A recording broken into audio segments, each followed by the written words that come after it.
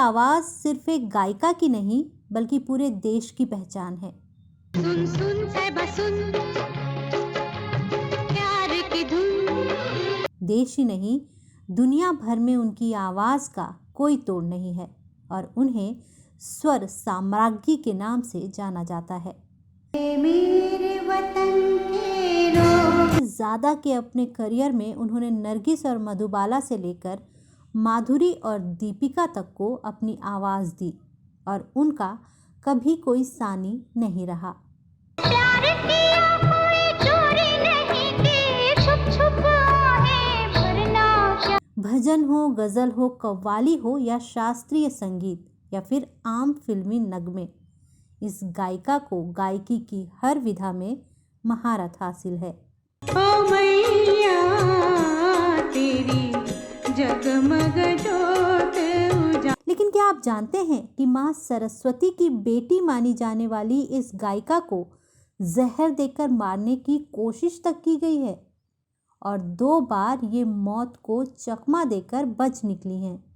शक्लो सूरत से खूबसूरत और बिंदास इस गायिका की मखमली आवाज़ के दीवाने लाखों नहीं करोड़ों में हैं। लेकिन ऐसा क्या हुआ कि वो ताउम्र अकेली रह गई? कितनी अकेली, कितनी तन्हा सी लगी उनसे मिलके। क्या आप यकीन कर सकते हैं कि इस गायिका को Guinness book of world record में सर्वाधिक गीत गाने वाली गायिका के तौर पर दर्ज किए जाने के बाद हटाकर उनकी बहन आशा भोसले को उस स्थान पर जगह दे दी गई? जानेंगे और भी बहुत कुछ, बस आप बने रहिए हमारे साथ।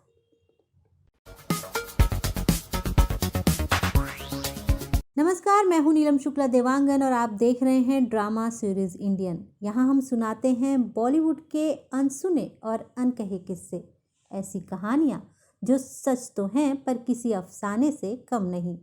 आज हम बात करेंगे स्वर कोकिला, आवाज़ की दुनिया की देवी लता मंगेशकर की। लता मंगेशकर सिर्फ एक गायिका नहीं बल्कि संगीत का पूरा इंस्टीट्यूट हैं।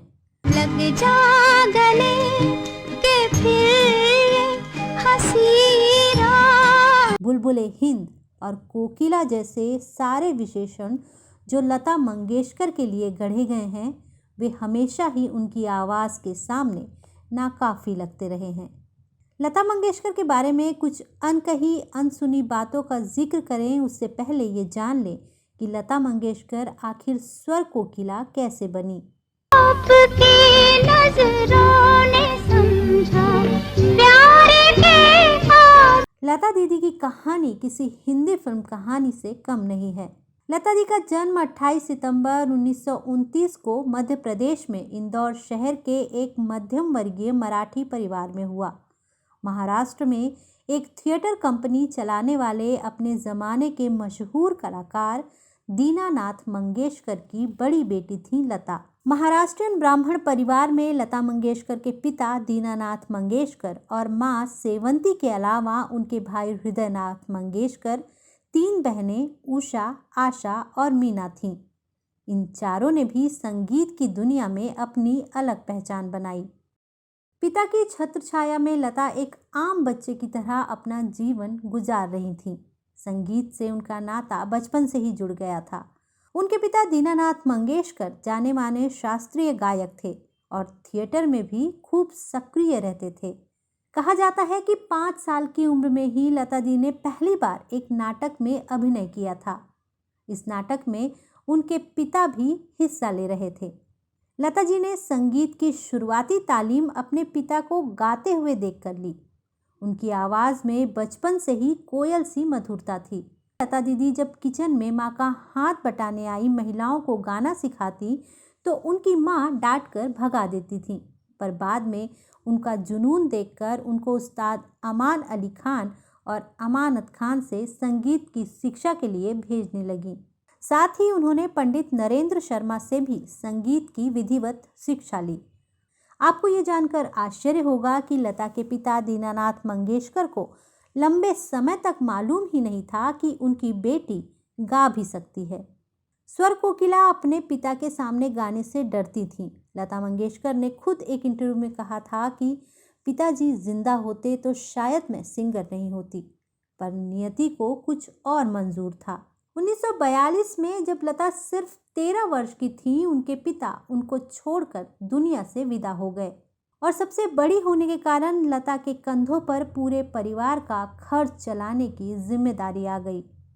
पिता की मृत्यु के बाद उनका पूरा परिवार पुणे से मुंबई आ गया। लता ने जब फिल्मों में काम करना शुरू किया तब ये तय नहीं था कि वो गायिका बनेंगी। शुरू में उन्होंने अभिनय भी किया। हालांकि लता को फिल्मों में अभिनय करना जरा भी पसंद नहीं था, पर इसके बावजूद अपने परिवार की आर्थिक जिम्मेदारी को उठाते हुए उन्होंने फिल्मों में अभिनय करना शुरू कर दिया।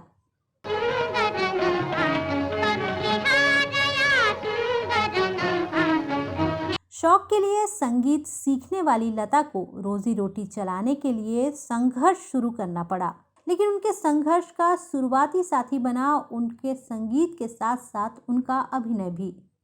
लता सुंदर नैन नक्शों वाली किशोरी थी और उनकी मधुर आवाज सोने पर सुहागा की तरह थी।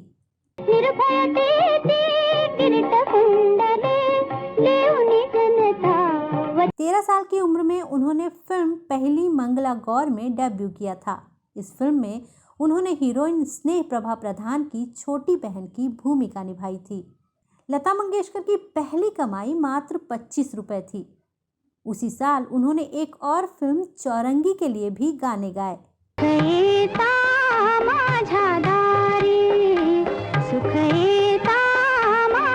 इसके बाद उन्होंने 1943 में चिमकुल संसार, 1944 में माझे बाल गजा भाऊ, 1945 में बड़ी माँ और 1946 में जीवन जैसी फिल्में की, लेकिन ये सारी फिल्में नहीं चली और इसके गाने भी कुछ खास कमाल नहीं दिखा पाए और उनका संघर्ष चलता रहा। फिर उन्होंने अपना ध्यान केंद्रित किया गायकी पर। हालांकि पहली मंगला गौर से ही फिल्मों में उनकी गायकी का सफर सही मायने में शुरू हो चुका था। फिल्म में लता जी ने नटकी चैगाची नवलाई गीत गाया। 1944 में आई गजा भाऊ यूं तो मराठी फिल्म थी, लेकिन इस फिल्म में लता मंगेशकर ने अपना पहला हिंदी गीत गाया था। इस गाने के बोल थे, माता एक सपूत की दुनिया बदल दे तू। जब वो 18 साल की उम्र तक पहुंची तो उनके गुरु और मेंटोर बने मास्टर गुलाम हैदर। उन्होंने फिल्म मजबूर के गीत अंग्रेजी छोरा चला गया में मुकेश के साथ उनको गाने का मौका दिया। लता मंगेशकर को शुरू के वर्षों में काफ़ी संघर्ष करना पड़ा। कई फिल्म प्रोड्यूसर और संगीत निर्देशकों ने ये कहकर उन्हें गाने का मौका देने से इनकार कर दिया कि उनकी आवाज़ बहुत महीन है। इसके बावजूद लता मंगेशकर की संगीत यात्रा संघर्षों के साथ निरंतर चलती रही। 1947 में भारत आज़ाद हुआ और लता मंगेशकर को भी अपनी कठिनाइयों से लड़ने का हुनर आने लगा। 1947 में लता दी ने हिंदी फिल्मों में गायन की शुरुआत की। फिल्म आपकी सेवा में वो पहली फिल्म थी जिसे उन्होंने अपने गायन से सजाया। फिल्म आपकी सेवा में फिल्म में पा लागू कर जोरी रे गाना लता जी का पहला हिंदी गीत था।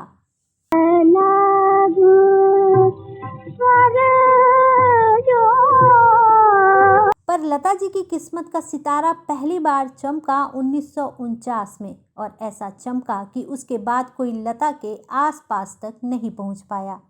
इस साल लता की गाई 4 फिल्में रिलीज हुई: बरसात, दुलारी, महल और अंदाज। बरसात में हमसे मिले तुम सजन, तुमसे मिले हम बरसात में। जहां एक और महल में उनका गाया गाना आएगा आने वाला के फौरन बाद हिंदी फिल्म इंडस्ट्री ने मान लिया कि ये आवाज बहुत दूर तलक जाएगी। आएगा आएगा आएगा आएगा आने वाला। वहीं बरसात, दुलारी और अंदाज में गाए उनके गीतों से उस दौर की मशहूर गायिकाओं शमशाद बेगम, नूरजहां और जोहराबाई अंबालेवाली को चौंका दिया।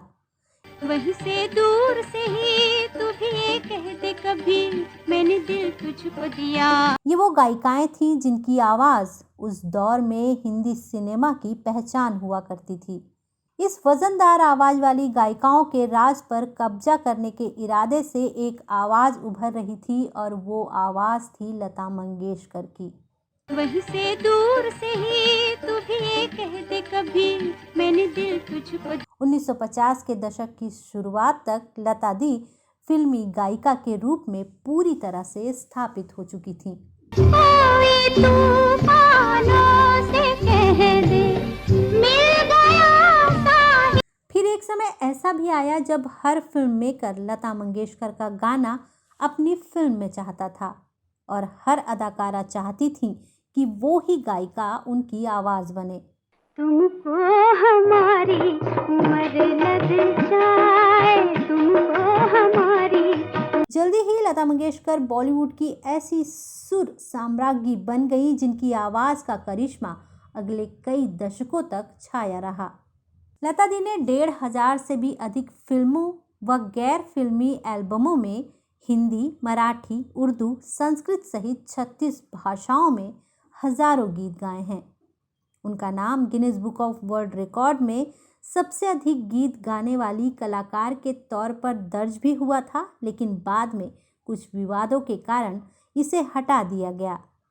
इस बारे में हम विस्तार से आगे चर्चा करेंगे। अभी हम जिक्र करेंगे उनके जीवन से जुड़े उस किस्से की जिसके चलते वो मरते मरते बची थी।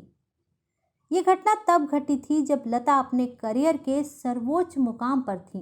कहते हैं किसी दुश्मन ने दोस्त के वेश में लता के साथ वो किया जो उन्होंने सोचा भी नहीं था। दुश्मन न करे दोस्त ने वो काम किया है उम्र भर। वो साजिश थी लता को जहर देकर मारने की कोशिश। दरअसल जब लता 33 साल की थी तब उनको जान से मारने के लिए धीमा जहर दिया गया था।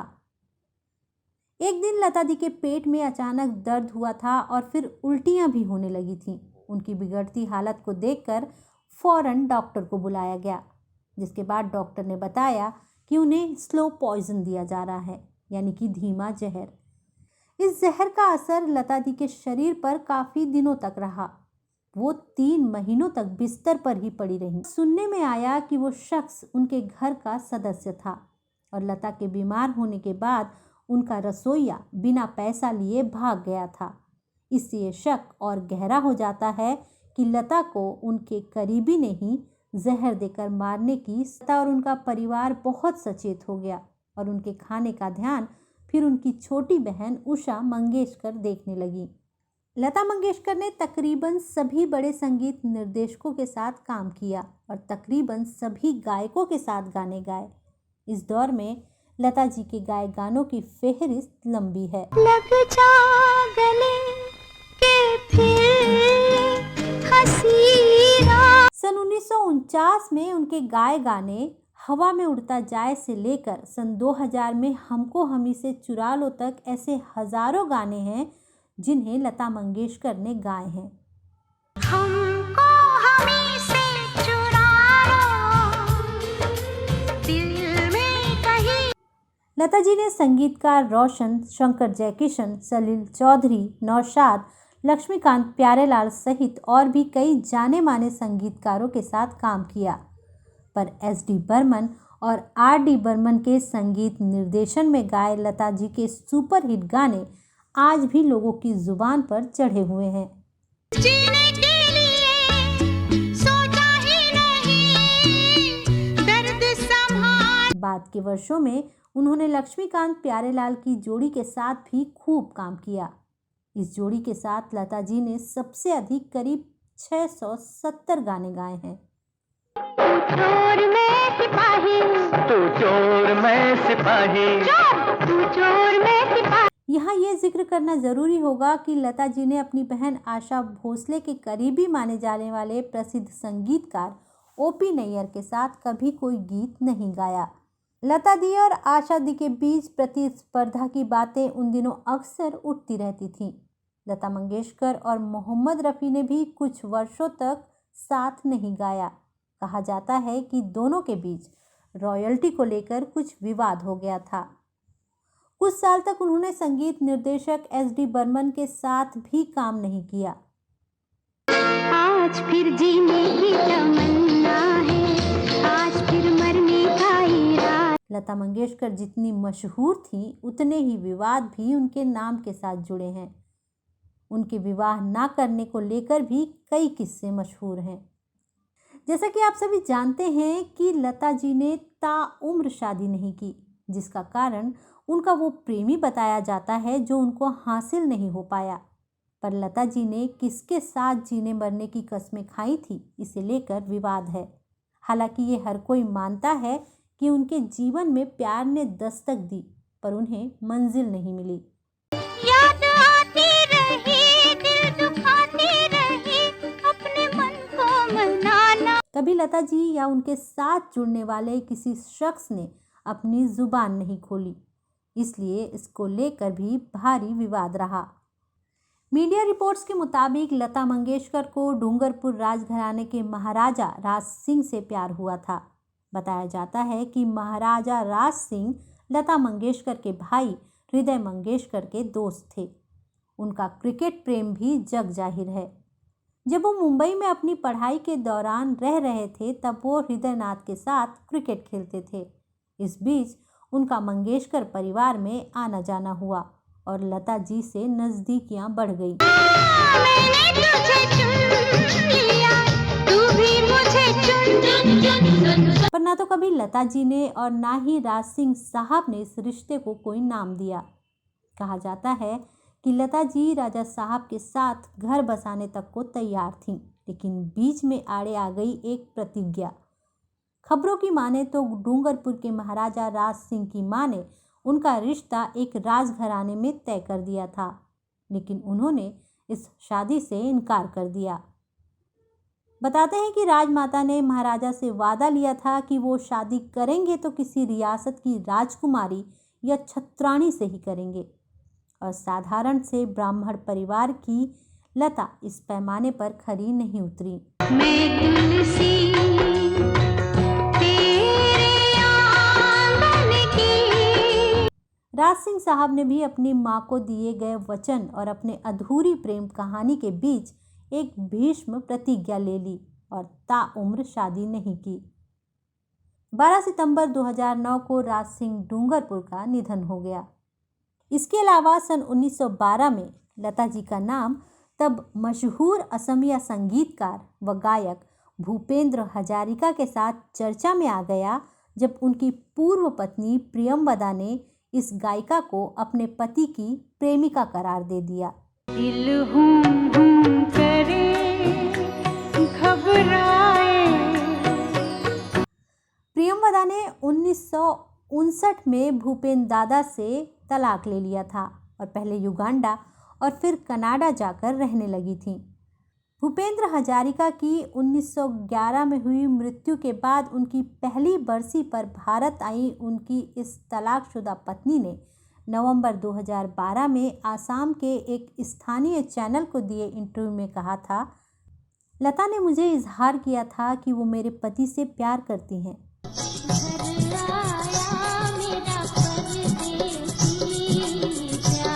प्रियंवदा ने यह भी बताया कि हजारिका की मौत के समय वो यही सोच रही थी कि यदि लता उनके रिश्ते के बीच में नहीं आई होती तो शायद उनका तलाक कभी नहीं हुआ होता।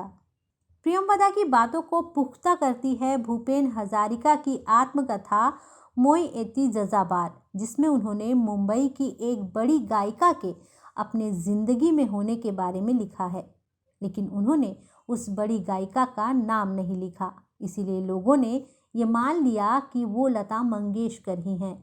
पर इन सब से इतर लता जी से जब भी उनके शादी ना करने के कारणों के बारे में पूछा गया, लता मंगेशकर ने हमेशा यही कहा कि उनको घर की जिम्मेदारियों के चलते शादी करने का समय ही नहीं मिला। हालांकि ऐसा नहीं है कि लता जी के उनके परिवार से रिश्ते बहुत मधुर रहे हों। उनकी छोटी बहन आशा भोसले से उनकी खटास के किस्से फिल्म जगत में खासे चर्चित हैं। दोनों बहनों की कहानी किसी फिल्म से कम नहीं है। इस बारे में एक और वीडियो इसी चैनल पर है, जिसका लिंक आई बटन में दिया हुआ है। कहते हैं कि आशा भोसले अपनी लता दीदी की छोटी बहन बनकर नहीं रहना चाहती थीं। उनकी हमेशा से यही इच्छा रही कि एक दिन ऐसा आए जब उन्हें केवल एक मशहूर गायिका के नाम से जाना जाए। दोनों के बीच लव एंड हेट वाली रिलेशनशिप आज भी जारी है। उनके खट्टे मीठे रिश्तों पर सई परांजपे ने एक फिल्म भी बनाई थी जिसका नाम था साज। पापी है पपीहा देखो शोर करे बन में। यहाँ यह जिक्र करना जरूरी होगा कि लता मंगेशकर को जो स्थान Guinness book of world record ने दिया था उस पर बाद के वर्षों में आशा भोसले आ गईं। दरअसल इस पुस्तक ने 1974 में लता मंगेशकर को सर्वाधिक गीत रिकॉर्ड करवाने वाली गायक कलाकार के तौर पर प्रकाशित किया था। कहते हैं सन 1977 में मोहम्मद रफ़ी ने गिनीज बुक के प्रकाशकों को एक पत्र लिखकर ये दावा किया था कि उन्होंने 28,000 गाने गाए हैं, जो लता दी के गानों से कहीं अधिक हैं। हालांकि पुस्तक ने तब उनके दावे को कोई खास तवज्जो नहीं दी थी, लेकिन रफ़ी साहब की मौत के 4 वर्षों बाद यानी 1984 में प्रकाशित संस्करण में गिनीज बुक ने लता दी के गाए गानों की संख्या 30,000 बताई और रफ़ी को 28,000 गीतों के दावे के साथ सबसे ज़्यादा गीत गाने वाले पुरुष गायक की पहचान दी। सन 1990 तक सब कुछ पहले जैसा रहा, लेकिन 1991 में कानपुर के एक शोधकर्ता हरमिंदर सिंह हमराज ने 1931 से 1980 तक के सभी गीतों का संकलन प्रकाशित किया। इस इंसाइक्लोपीडिया के मुताबिक सन 1980 तक अगर बात के 10 वर्षों को जोड़ भी दिया जाए तो 6,000 की संख्या पार नहीं होती। कहते हैं कि गिनीज के प्रकाशकों ने लता जी से उन गीतों के बारे में पूछा जिनके टाइटल प्रकाशित नहीं हैं, तो उन्होंने कोई उत्तर नहीं दिया था। दूसरी तरफ इंसाइक्लोपीडिया में दर्ज रफ़ी साहब के गाए गीतों की संख्या भी उनके 28,000 के दावे से मेल नहीं खा रही थी। अपनी भूल सुधारते हुए गिनीज बुक ने दोनों ही गायक कलाकारों का नाम अगले संस्करण से हटा दिया। उधर आशा भोसले ने अपने गीतों का संकलन तैयार करवाया और सन 2010 तक करीब 11,000 गानों की सूची के साथ अपनी दावेदारी पेश की। नतीजा ये हुआ कि गिनीज बुक के 2011 के अंक में आशा भोसले बतौर सर्वाधिक गीत गाने वाली गायक कलाकार स्थापित हैं। सन 2015 में लता जी ने आखिरी बार फिल्म के लिए गाना गाया था। सूत्रों के मुताबिक उन्होंने कुछ साल पहले संगीतकार AR रहमान के एल्बम रौनक और हृदयनाथ मंगेशकर के पुत्र बैजू मंगेशकर के एल्बम या रब्बा के लिए गाने रिकॉर्ड करवाए थे। बेमिसाल और सर्वदा शीर्ष पर रहने के बावजूद लता मंगेशकर ने बेहतरीन गायन के लिए रियाज के नियम का हमेशा पालन किया। लता दी के नाम आज कई पुरस्कार और सम्मान दर्ज हैं। गायकी के क्षेत्र में अतुलनीय योगदान के लिए लता दी को 1969 में पद्म भूषण से और 1990 में दादा साहब फाल्के अवार्ड से नवाजा जा चुका है। इतना ही नहीं, देश का सबसे बड़ा सम्मान भारत रत्न भी लता मंगेशकर को मिल चुका है। लेकिन वो इससे भी बड़ा अवार्ड ये मानती हैं कि वो अपने करोड़ों प्रशंसकों के बीच लोकप्रियता के शिखर पर मौजूद हैं। हिंदी फिल्म इंडस्ट्री में आज भी सुरों की इस मलिका का मुकाबला कोई सिंगर नहीं कर पाया है। मैं आशा की लड़ियां रह पिरोती। तो दोस्तों, आपको ये वीडियो कैसा लगा हमें कमेंट बॉक्स में ज़रूर बताइए। अगर आपके पास भी लता जी से जुड़ी कोई और जानकारी हो तो वो आप हमसे साझा कर सकते हैं।